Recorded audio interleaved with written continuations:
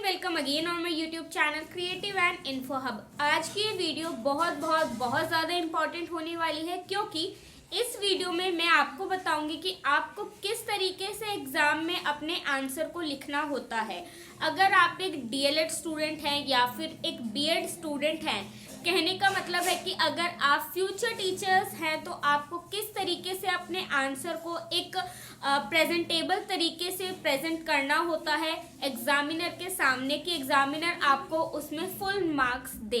तो उसके लिए इस वीडियो को एंड तक ज़रूर देखना। अगर वीडियो आपको पसंद आए तो मेक श्योर कि आप इस वीडियो को अपने फ्रेंड्स के साथ शेयर करें। अगर आपने अभी तक मेरे चैनल को सब्सक्राइब नहीं किया है तो do subscribe my channel, it's free to subscribe.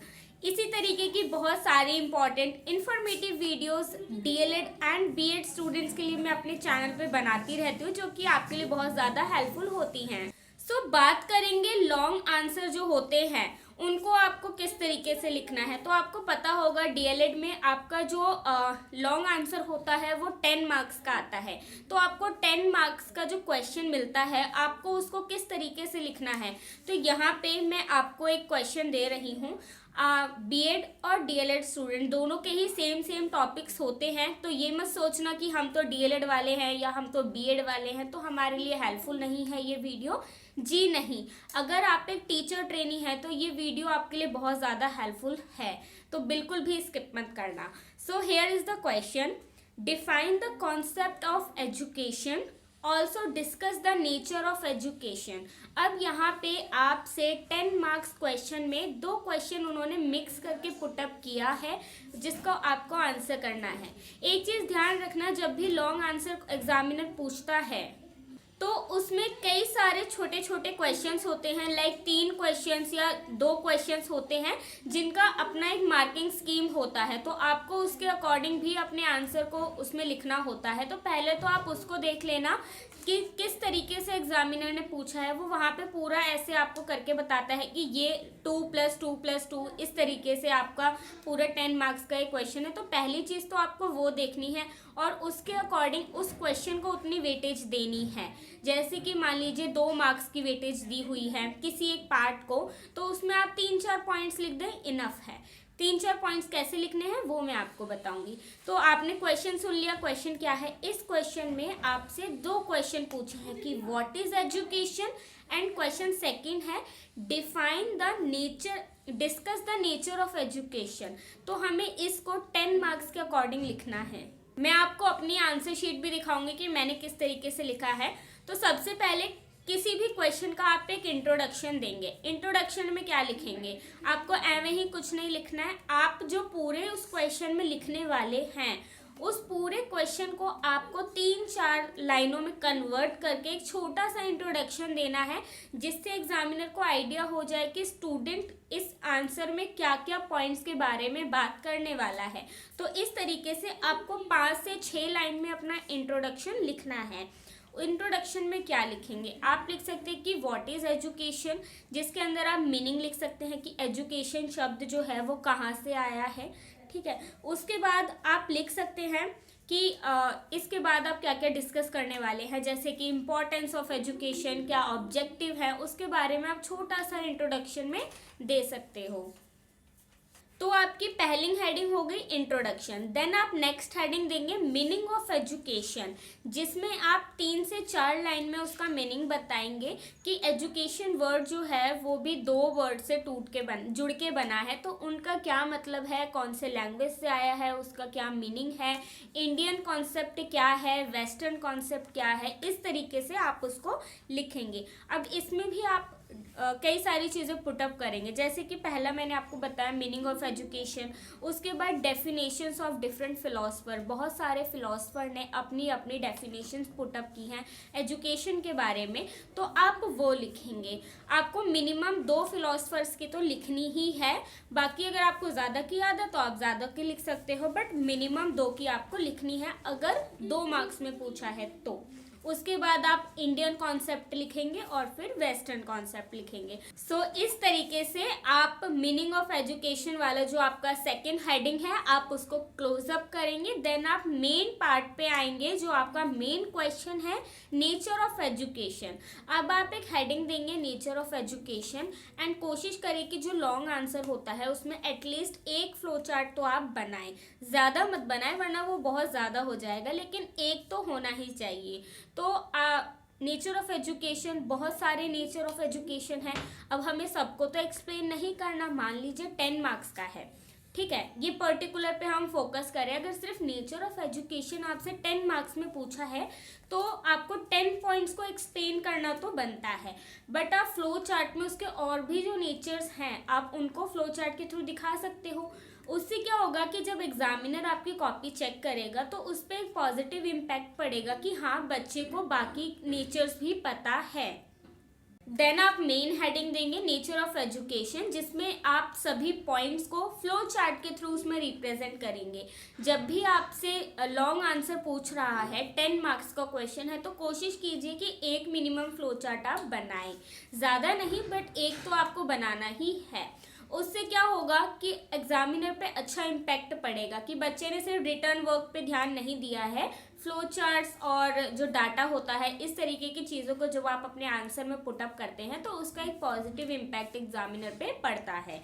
तो इस तरीके से आपको लॉन्ग आंसर में एक फ्लो चार्ट बनाना है। ओके, देन बात करते हैं, अगर आपसे 10 मार्क्स में ही पूछा है कि नेचर ऑफ एजुकेशन लिखिए, तो आप फ्लो चार्ट के माध्यम से 10-15 पॉइंट्स जितने भी हैं आपको आते हैं आप उन्हें रिप्रेजेंट कर देंगे।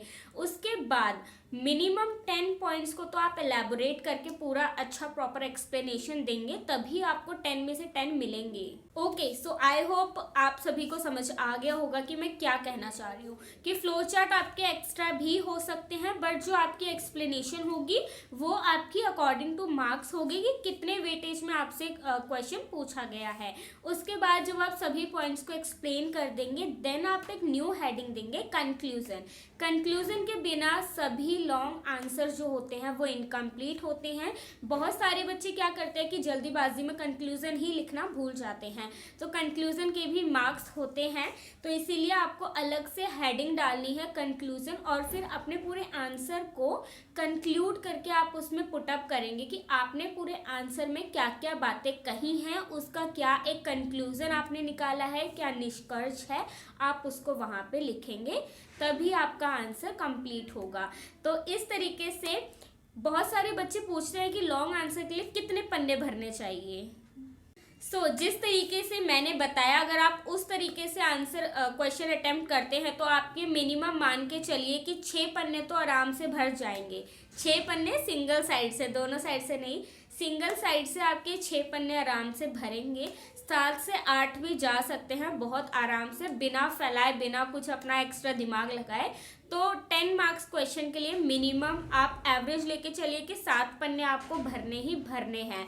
इसका मतलब ये नहीं है कि आप एक एक लाइन वर्ड्स के बीच में 2-2 फिंगर्स का गैप दे रहे हो या साइड में मार्जिन ज़्यादा दे रहे हो। तो इस तरीके की जो आप लोग लगाते हो अपना दिमाग, तो टीचर को पता चल जाता है कि बच्चे ऐसा करते हैं। तो आपको ऐसा नहीं करना है, आपको एवरेज मार्जिन लेना है और अपने आंसर को अच्छे से लिखना है।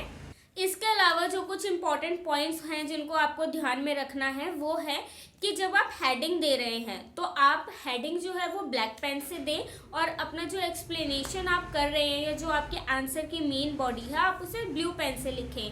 सेकंड चीज़, जेल पेन्स का यूज़ बिल्कुल ना करें, जो वाटरप्रूफ हो वही पेन्स आप यूज़ करें। थर्ड चीज़, आप पेंसिल का यूज़ ना करें, क्योंकि पेंसिल क्या होता है कोई भी उसको रब कर सकता है, वो परमानेंट नहीं है। तो इसीलिए पेन का यूज़ करें। जब आप डायग्राम्स भी बना रहे हैं तो भी आप पेन से बनाएं ताकि वो परमानेंट रहे, क्योंकि क्या भरोसा कोई रब कर दे, वो परमानेंट नहीं है। तो इसीलिए आप पेन्स का यूज़ करें। देन फोर्थ चीज़ कि आप अपने आंसर को एक पैराग्राफ में लिखने के बजाय उसे पॉइंट्स में लिखें, ताकि एग्जामिनर को पता हो कि बच्चे ने क्योंकि एक चीज़ तो देखिए, एक पूरा पेज है जिसमें राम कहानी पूरा पैराग्राफ में लिखी हुई है तो वो उतना अट्रैक्टिव नहीं लगता।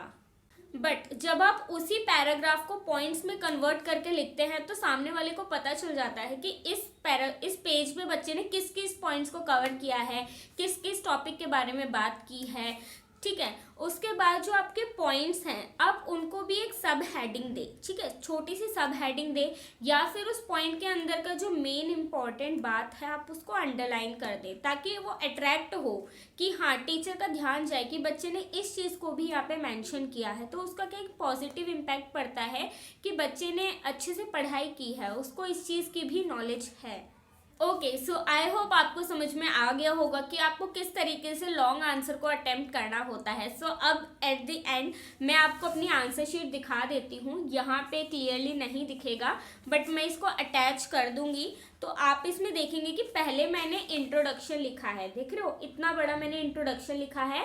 उसके बाद हमारा नेक्स्ट है कि वर्क एजुकेशन के उद्देश्य क्या है, ऑब्जेक्टिव्स पूछा है, तो मैंने सभी को पॉइंट्स में लिखा है, देखिए सभी को मैंने पॉइंट्स में यहाँ पे लिखा है। उसके बाद मैंने उन्हें एक्सप्लेन किया है, तो देखो मैं अटैच कर दूंगी, सॉरी ये मिरर व्यू दिख रहा है। तो यहाँ पे मैंने मेन पॉइंट्स को ब्लैक पेन से लिखा है एंड जो उसकी एक्सप्लेनेशन है उसको ब्लू पेन से यहाँ पे लिखा हुआ है, आप देख सकते हो, ठीक है। तो इस तरीके से मैंने पूरे 8 पॉइंट्स, क्योंकि 10 मार्क्स का था तो उसमें मैंने 8 पॉइंट्स लिखे हैं और 2 मार्क्स में मैंने ये इसको कर दिया है। देन इसी में नेक्स्ट क्वेश्चन हमारा था मंथली प्लान, तो यहाँ पे मैंने इंट्रोडक्शन दिया है, इतना इंट्रोडक्शन है, सॉरी नेक्स्ट पेज पे भी है थोड़ा सा। उसके बाद ऑब्जेक्टिव लिखा है।